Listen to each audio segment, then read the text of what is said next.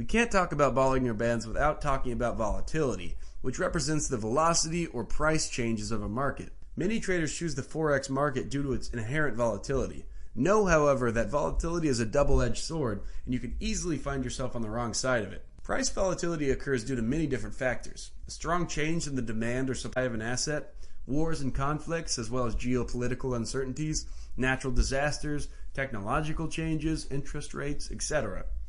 Historic volatility and implied volatility are among the most used ways to measure volatility that you will find. Historical volatility looks at the past, while implied volatility describes what the market sentiment suggests and what may happen. Historical volatility is based on statistical volatility, which heavily relies on a standard of measurement called standard deviation. This statistical measure is also used in the computation of the Bollinger Bands indicator developed in the 80s by John Bollinger.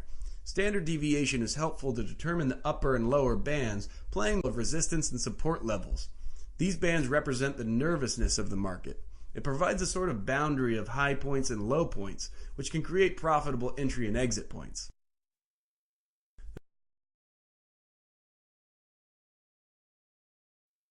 That's it for now. On our website you can find more posts and podcasts. I hope you enjoyed it, and don't forget to subscribe to our podcast channel on YouTube. Do you use Bollinger Bands in your trading? If yes, are they the only tool you use, or do you use them in combination with other indicators? We'd love to know your thoughts, so feel free to share them in the comments below.